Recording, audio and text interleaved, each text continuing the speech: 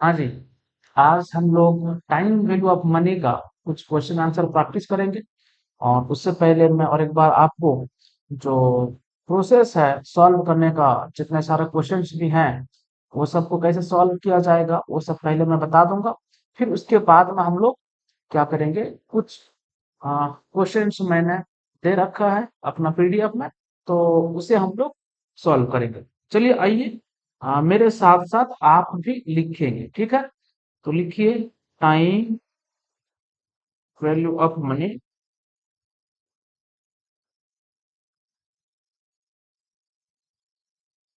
ये चैप्टर हम लोग पढ़ेंगे, ठीक है? अब सुनिए, इसमें हम लोग पढ़ेंगे एक सिंपल इंटरेस्ट का कॉन्सेप्ट। दूसरा हम लोग पढ़ेंगे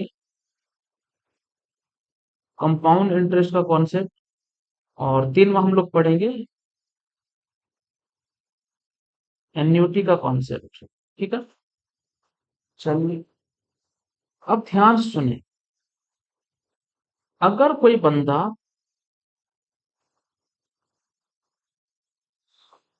3 साल के लिए 1,000 रुपया डिपॉजिट करता है, कितना डिपॉजिट करता है? 1,000 रुपया डिपॉजिट करता है 3 साल के लिए। और बैंक वाला उसे बोलता है, साहब मैं 10% रेट ऑफ इंटरेस्ट दूंगा। कितना इंटरेस्ट दूंगा?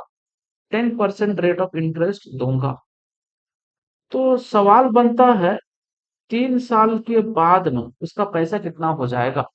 सर, उसका पैसा होगा, ये 3 साल का जो इंटरेस्ट है ना, सर उसे मिला दिया जाएगा। सर, 1,000 रुपया प्लस वो 3 साल का इंटरेस्ट। मैंने बोला बच्चों कैसे? सर, 1,000 इंटू 10%, मतलब 10/100 इंटू 3 ईयर्स। तो ये हो जाएगा 1,000 प्लस 300 इक्वल्स टू 1,300, 1,300 रुपया हो जाएगा। अब इस पोर्शन को हम लोग क्या बोलते हैं? इंटरेस्ट बोलते हैं। इस पोर्शन को क्या बोलते हैं? प्रिंसिपल बोलते हैं, ठीक है? सो अगर 3 साल के बाद तो हमें वैल्यू चाहिए, उसे बोलते हैं क्या? फ्यूचर वैल्यू बोलते हैं। क्या बोलते हैं? Future value. और किसी किसी किताब में अमाउंट भी यूज होता है। क्या? अमाउंट भी यूज करते हैं, ठीक है? सो फ्यूचर वैल्यू या नहीं तो अमाउंट पूछ सकता है सवाल में, तो हम क्या कर जानते हैं? प्रिंसिपल यानी कि प्रेजेंट वैल्यू। अब का वैल्यू कितना है? 10,000। और उसके साथ में इंटरेस्ट प्लस इंटरेस्ट। बच्चे बताओ, ये कौन सा इंटरेस्ट? Simple interest. कौन सा इंटरेस्ट? Simple interest. सो अगर हम लोग मिला देते हैं तो ये क्या आएगा? फ्यूचर वैल्यू आएगा, ठीक है? हाँ सर, ठीक है। अब आगे चलें। अब सिंपल इंटरेस्ट कैलकुलेट करने का तरीका क्या रहा? सर, प्रेजेंट वैल्यू इंटू आई इंटू एन। सर, आई का मतलब रेट ऑफ इंटरेस्ट, एन का मतलब नंबर ऑफ ईयर्स, ठीक है? प्रेजेंट वैल्यू कितना हो गया? 1,000। आई कितना हो गया? 10%। 10% मतलब 10/100, हम उसे लिखेंगे 0.10 इंटू 3। तो कितना हो गया? ये हो गया 300। ओके, चलिए। उसके बाद में अगर हम लोग फ्यूचर वैल्यू कैलकुलेट करते हैं तो क्या हो जाएगा? हम अभी क्या समझे? Present value plus interest. तो प्रेजेंट वैल्यू कितना हो गया? 1,000 प्लस इंटरेस्ट कितना? 300। तो हो गया कितना? 1,300। ये फॉर्मूला के हिसाब से आ गई ये सारी बात। अब हमें क्या करना है? तो मानकर चलिए, डायरेक्ट फ्यूचर वैल्यू ही कैलकुलेट करना है। क्या? फ्यूचर वैल्यू डायरेक्ट कैलकुलेट करना है। तो हम जानते हैं क्या? Present value plus interest. कौन सा इंटरेस्ट? सिंपल इंटरेस्ट, ठीक है? तो अब सुने, present value plus simple interest कैसे कैलकुलेट होता है? प्रेजेंट वैल्यू इंटू आई इंटू एन। देखिए, अगर हम लोग प्रेजेंट वैल्यू कॉमन ले लेते हैं तो क्या होगा? 1 + i n। तो डायरेक्ट फ्यूचर वैल्यू हम इस तरीके से भी कैलकुलेट कर सकते हैं। सब लिखते रहिएगा मेरे साथ साथ, जो जो मैं लिखूंगा वो सब आप लिखते रहिए, ठीक है? तो ये रहा सिंपल इंटरेस्ट में, हमें समझ में आ गया। सर, अगर फ्यूचर वैल्यू पूछा ना, तो ये क्या होगा? प्रेजेंट वैल्यू 1 + i n, ये होगा, ठीक है? हाँ सर। तो अब देखिए, तो हमें ये समझ में आ गया future value equals to present value 1 plus I N bracket. अगर सवाल में फ्यूचर वैल्यू दे रखा है, इंटरेस्ट दे रखा है और एन भी दे रखा है, तो हमें प्रेजेंट वैल्यू फाइंड आउट करना होता है कभी कभी। तो कैसे होगा sir? Future value divided by 1 plus I N, ये हो जाएगा सर। चलिए ओके, तो यहां तक ये बात समझ में आ गया। ये था क्या? सिंपल इंटरेस्ट का बात। ठीक है, ये था क्या? सिंपल इंटरेस्ट का बात जो हमने अभी पढ़ा। अब हम लोग समझते हैं कि कंपाउंड इंटरेस्ट क्या होता है। देखिए सेम कहानी। कहानी क्या है? एक आदमी आया, वो बोला सर मैं बैंक में 1000 रुपये रखूंगा। बैंक वाला बोला कि हम 10% रेट ऑफ इंटरेस्ट के हिसाब से आपको पे करेंगे। मतलब एक्स्ट्रा अमाउंट जो होता है इंटरेस्ट का अमाउंट, वो 10% के हिसाब से देंगे। लेकिन ये 10% जो लिखा था हमेशा पर एनम होता है। उसके बाद इसके आगे एक क्लॉज डाला जाता है, उसे बोलते हैं कंपाउंडेड एनुअली। क्या? Compounded annually. ये कंपाउंडेड एनुअली का मतलब क्या होता है? सुनिएगा ध्यान से, बात को समझेंगे। सर ये कंपाउंडेड एनुअली का मतलब ये होता है, सर अगर एक बंदा 1000 रुपया डिपॉजिट करता है, उसका पहला साल का इंटरेस्ट कितना होगा? अगर 10% का होता है सर, उसका पहला साल का इंटरेस्ट होता है सर 100 रुपया। तो अब देखिए ध्यान सुनिए, फ्यूचर वैल्यू आफ्टर 1 ईयर, एक साल के बाद का फ्यूचर वैल्यू। सारे बच्चे ध्यान सुनिए, ये एक साल के बाद का फ्यूचर वैल्यू कितना हो जाएगा?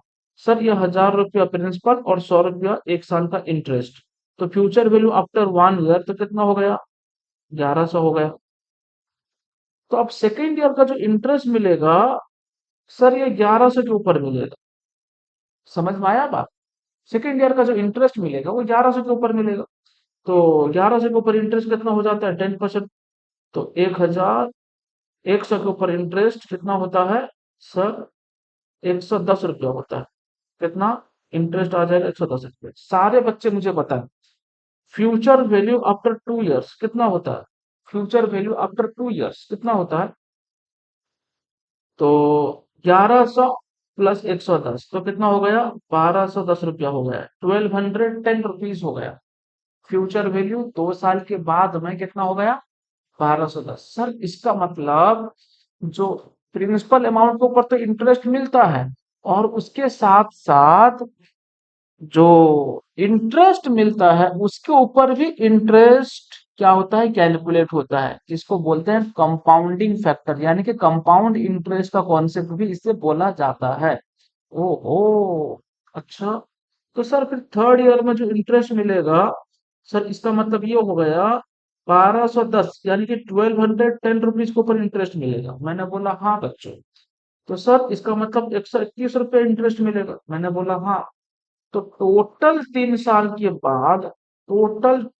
के बाद अगर इंटरेस्ट देखा जाएगा और अमाउंट देखा जाएगा, वो कितना हो जाएगा? 1210 प्लस 121 रुपया मिला दीजिए, कितना हो जाएगा? 1331 रुपया हो जाएगा। ये होता है future value after 3 years. Future value after 3 years होता है। समझ में आया?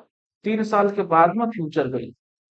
तो इसका फॉर्मूला मैं हमेशा डेराइव करता हूं, तो मैं अभी आपको बता रहा डायरेक्ट फॉर्मूला, बल्कि ये डेरिवेशन हुआ है। और मैं हमेशा बच्चे को ये फॉर्मूला डेराइव करके बताता हूँ, और आपको भी पता है।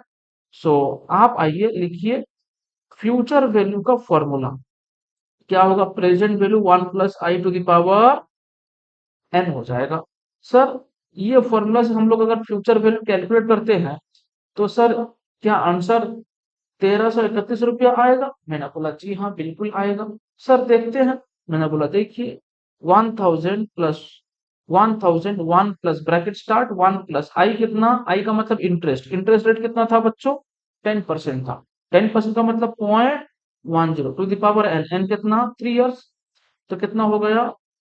10,000 इंटू 1.10 टू द पावर 3। तो कैलसियम आप कीजिए, यानी तो जैसा भी कीजिए, 1.10 टू द पावर 3 कितना होता है? हिसाब कर लिया आपने, इनटू 1331 होता है। तो कितना हो गया? 1331 रुपया, 1331 हो गया। तो सर ये हो गया कब?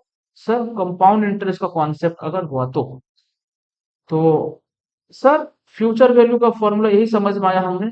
Sir equals to present value 1 + i⁻, sir n होता है।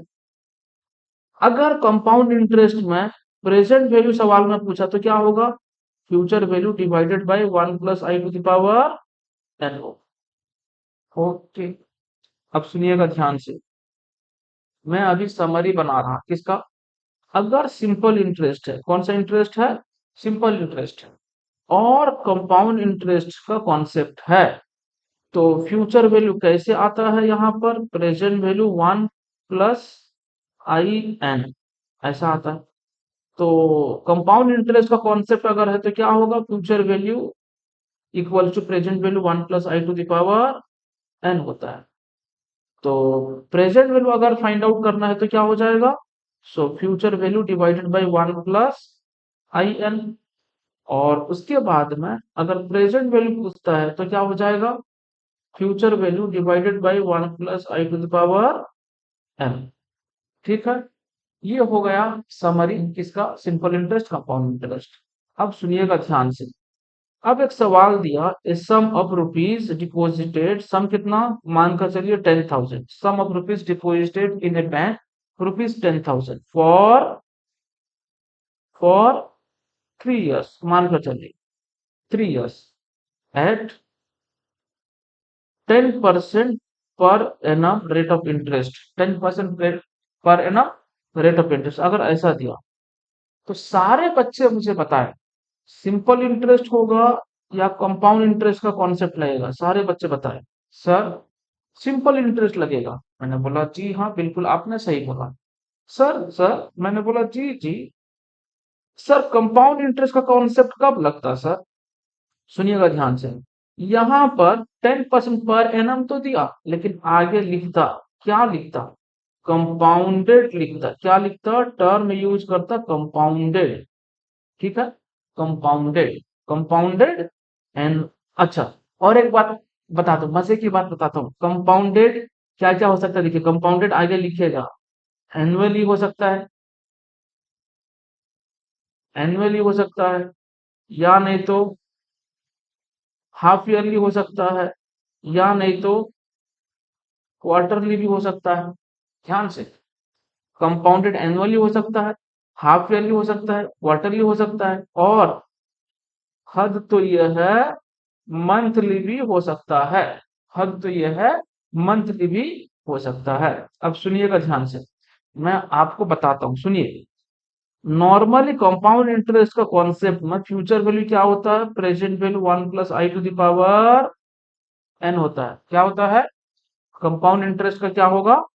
Future value equals to present value 1 + i⁻n। ये है क्या? Compounded annually. ठीक है, अब सुनिए, अगर मानकर चलिए अगर हाफ ईयरली बोल दिया, ये 3 साल है, ध्यान सुनना, ये क्या है? 3 साल है। अगर सवाल में बोल दिया 10% rate of interest compounded half yearly बोल दिया सवाल, ओहो, अगर हाफ ईयरली बोल दिया तो इसका मतलब क्या समझ में आता है? हर 6 मंथ में इंटरेस्ट मिलेगा आपको, और वो भी कंपाउंडिंग फैक्टर को यूज करके। समझ में आया? तो अब सुनना ध्यान से।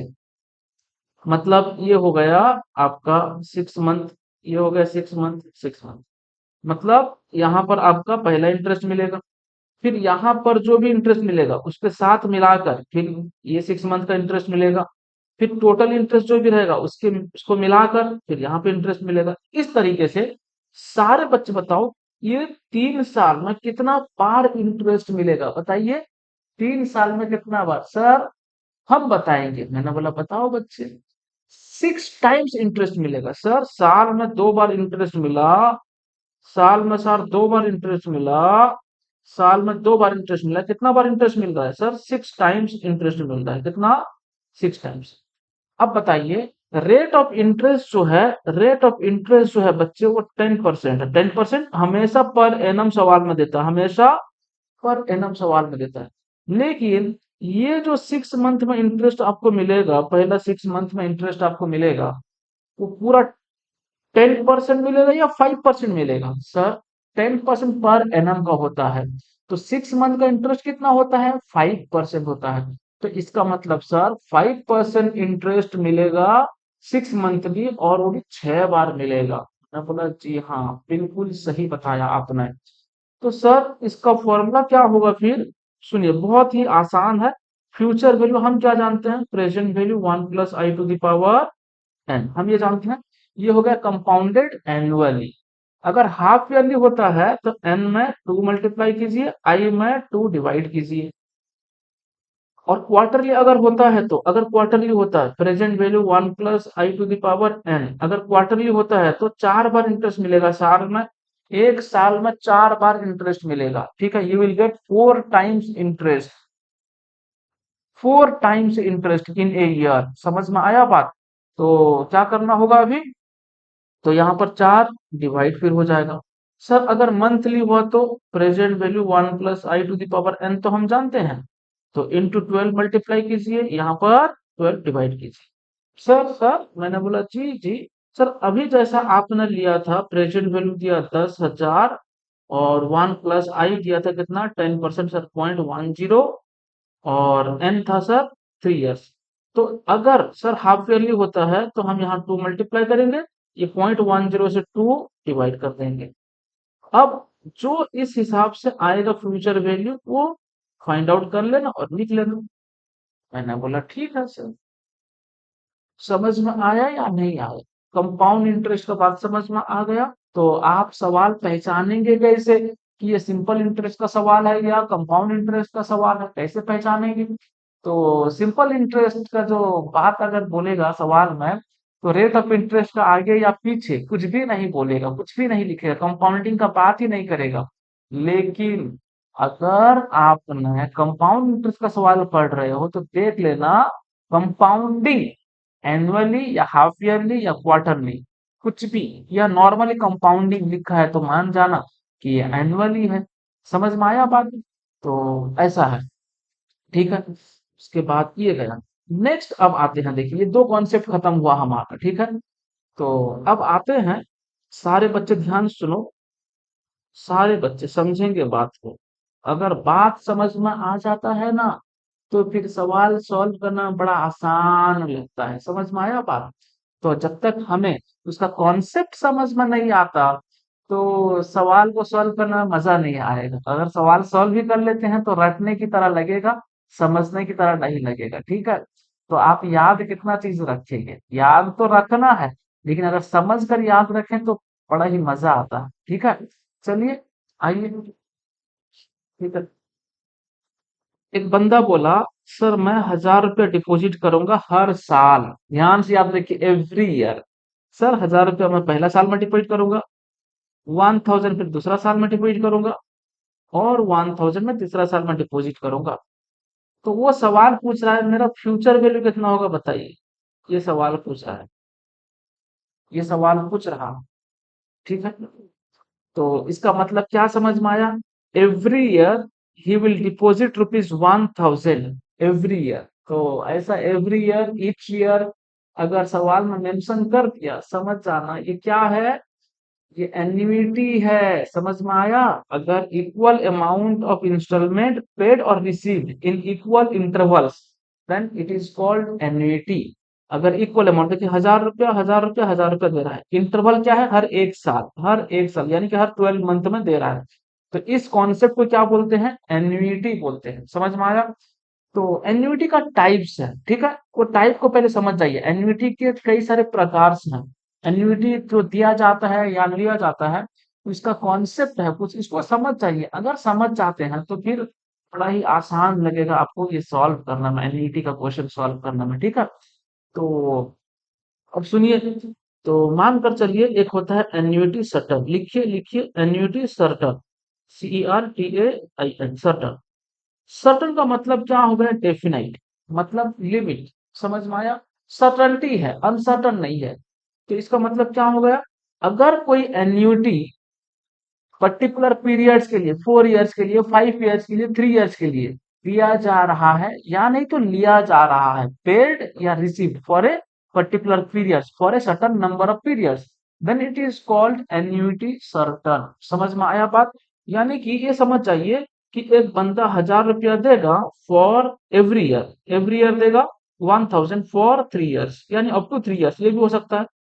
तो ये जो 3 साल तक देगा इसे बोलते हैं एन्युटी सर्टन बोलते हैं। ठीक है। तो और एक होता है एन्युटी परपेचुअल, एन्युटी परपेचुअल।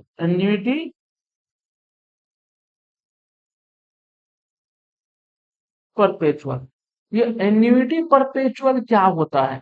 जब कोई एन्युटी पे करता है या रिसीव करता है फॉर इनडेफिनाइट पीरियड, इसका मतलब क्या है?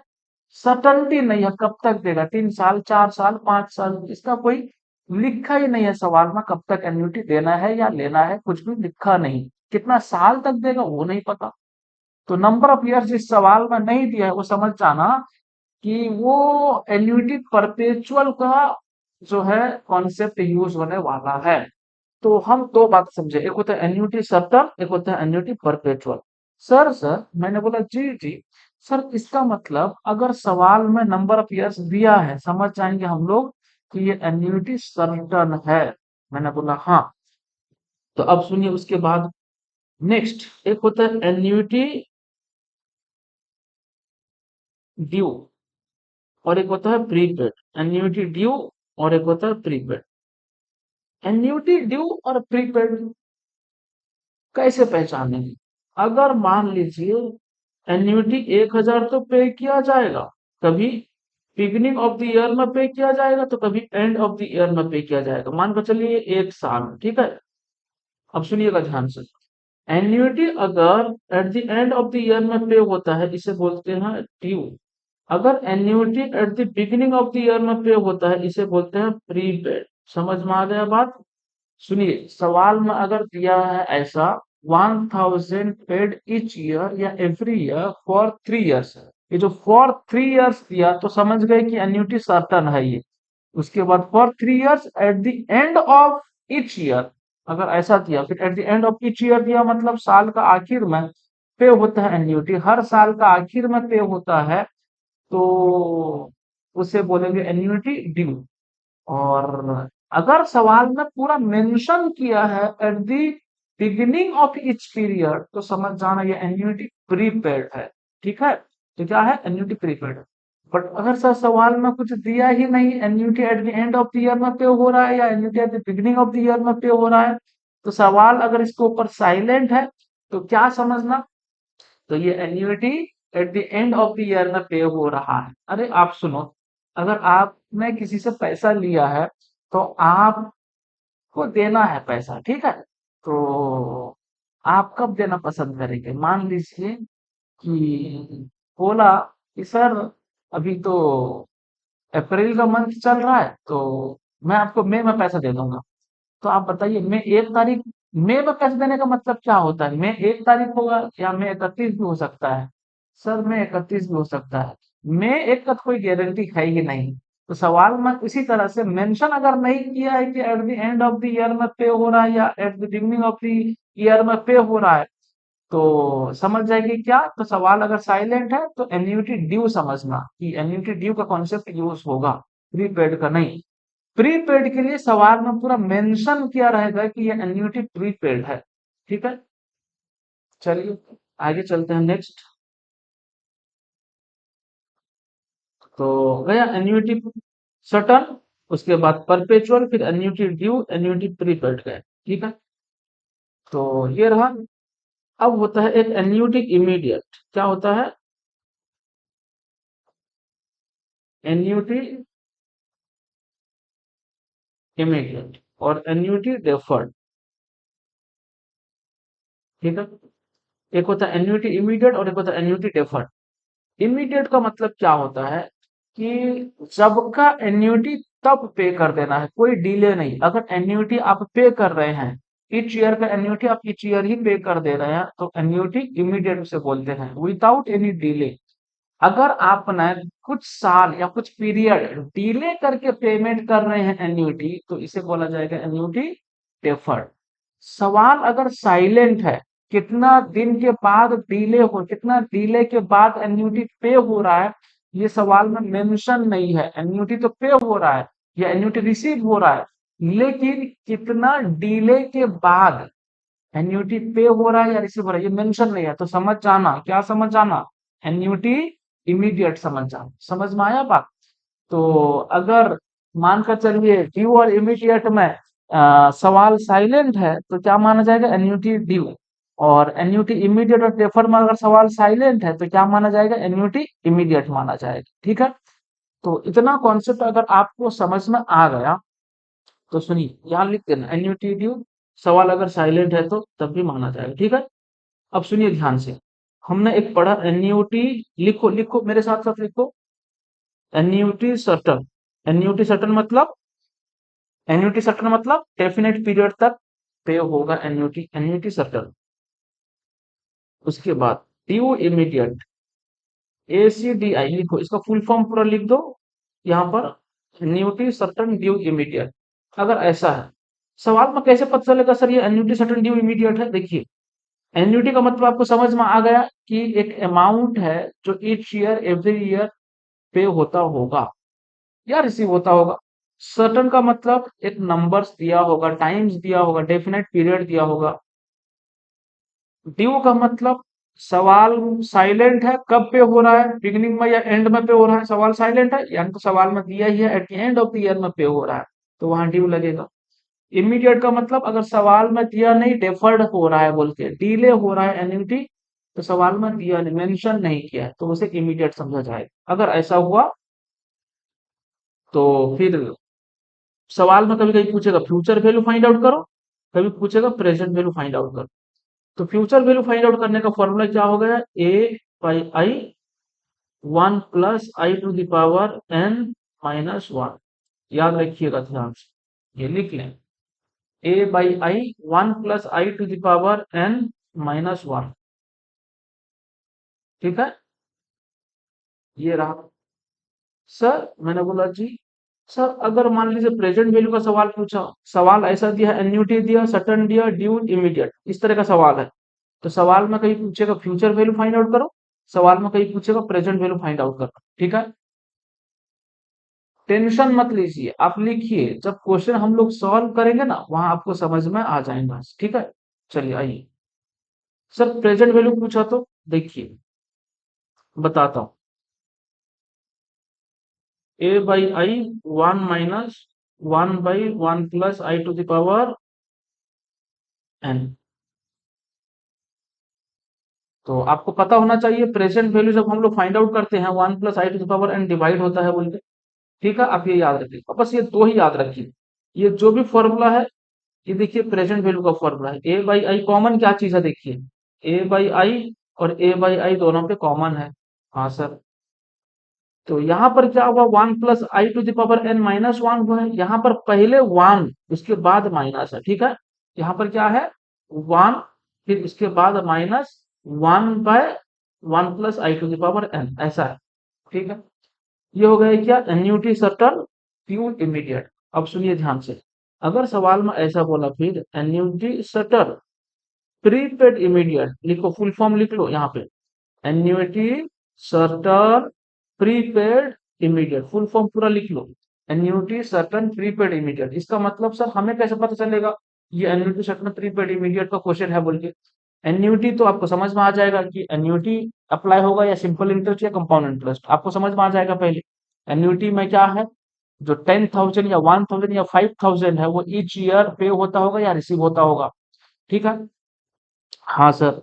उसके बाद में सर्टेन का मतलब आपको समझ में आ गया होगा, डेफिनेट पीरियड दिया होगा, 4 years फॉर एन्युटी पेड और received for 4 years, 5 years, 10 years, जो भी है। प्रीपेड का मतलब क्या, सवाल में अगर पूरा मेंशन किया है annuity paid at the beginning of each period, तो यहाँ पे प्रीपेड का कॉन्सेप्ट यूज होगा, अदरवाइज नहीं तो ड्यू का कॉन्सेप्ट यूज होगा। समझ में आया? और आई का मतलब इमीडिएट, इमीडिएट मतलब डेफर्ड नहीं हो रहा है, जबकि एन्युटी तब पे हो रहा है।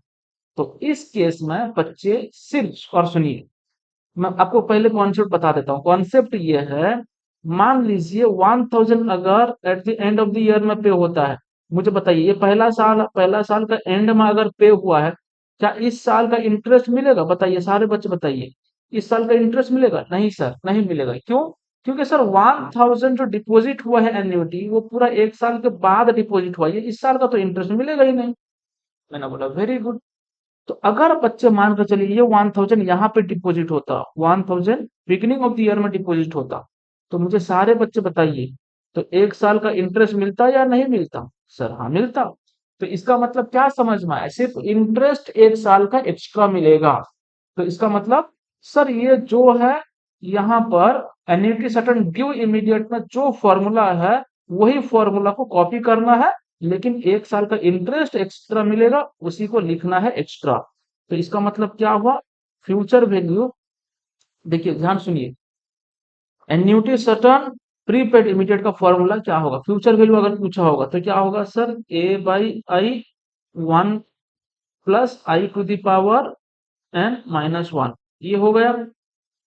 सर मैंने बोला जी, ये तो सेम फॉर्मूला हुआ। मैंने बोला हाँ, मैं तो बोला था सेम फॉर्मूला होगा। सिर्फ और सिर्फ 1 प्लस आई जोड़ देना, यहाँ पे मल्टीप्लाई कर दे। समझ में आ गया? क्यों? क्योंकि प्रीपेड की वजह से। ओके। तो अब सुनिए दूसरा क्या है, प्रेजेंट वैल्यू अगर पूछा तो क्या होगा? Sir A by I 1 minus 1 by 1 plus I to the power N, bracket खत्म। यहाँ पर भी 1 प्लस आई जोड़ देना। हाँ सर। ओहो सर, ये जो है ये वही है, लेकिन 1 प्लस आई जोड़ देना है। मैंने बोला जी हाँ, बिल्कुल सही बात। तो ये गया एन्युटी सटन ड्यू इमीडिएट का, एन्युटी सटन प्रीपेड इमीडिएट का। सवाल में प्रेजेंट वैल्यू भी पूछ सकता है, यानी तो फ्यूचर वैल्यू भी पूछ सकता है। ठीक है? हाँ सर। अब आगे चलते हैं। नेक्स्ट, लिखो फिर से लिखो, annuity certain, annuity certain due immediate खत्म हो चुका, एन्युटी सर्टन प्रीपेड इमीडिएट खत्म हो चुका। अब ये सर्टन की जगह पे क्या होगा? परपेचुअल होगा, मतलब एन्युटी कब तक दे रहे हैं ये पता ही नहीं है। ठीक है ना?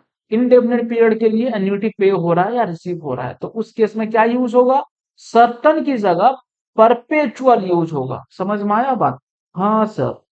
तो लिखो एन्युटी परपेचुअल ड्यू इमीडिएट, और एक होगा एन्युटी परपेचुअल प्रीपेड इमीडिएट। तो सर इसका फॉर्मूला जो भी होगा, तो यहाँ पर सिर्फ इस केस में प्रीपेड में सर 1 प्लस आई जोड़ दिया जाएगा। मैंने बोला हाँ।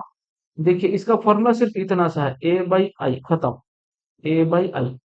क्यों? क्योंकि एन दिया नहीं ना, और आगे क्या होगा? एन तो दिया नहीं सवाल में। तो सवाल में जब एन नहीं देता है, तो समझ जाना ये परपेचुअल का सवाल है। एन्युटी कब तक पे हो रहा है या कब तक रिसीव हो रहा है ये पता ही नहीं है। एन्युटी पे कर रहे हैं या रिसीव है तो रिसीव कर रहे हैं, बट कब तक पे कर रहे हैं कब तक रिसीव कर रहे हैं ये पता ही नहीं है। तो उस केस में क्या यूज होगा? एन्युटी, क्या यूज होगा? एन्युटी परपेचुअल यूज होगा। तो annuity perpetual due immediate, future value निकालने का तरीका क्या होगा? ए बाई आई। और यहाँ पर प्रेजेंट वैल्यू नहीं आएगा, क्योंकि एन दिया नहीं तो प्रेजेंट वैल्यू कैसे आएगा? तो अगर एन्युटी परपेचुअल प्रीपेड इमीडिएट, अरे इसका फुल फॉर्म लिखते रहे ना, लिखते रहे। ठीक है, ये मेरा कॉन्सेप्ट है। ठीक है? तो इतना कॉन्सेप्ट खत्म होने के बाद हम लोग क्या कर सकते हैं? क्वेश्चन इजीली कर सकते हैं, सॉल्व कर सकते हैं। तो इसका क्या हो जाएगा? A by I 1 plus I. ठीक है? इसका क्या? Future value equals to, future value equals to A by I, future value equals to A by I 1 plus I. ठीक है? ये हो गया। तो इसे बोलते हैं क्या? सर क्या बोलते हैं? इसे बोलते हैं एन्युटी परपेचुअल ड्यू इमीडिएट, और इसे बोलते हैं एन्युटी परपेचुअल प्रीपेड इमीडिएट। ठीक है? हाँ सर, इतना ही ध्यान से।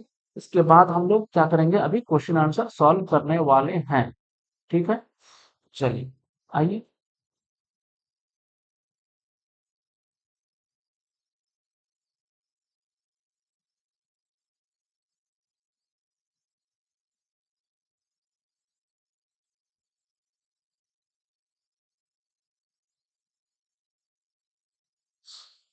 ये रहा।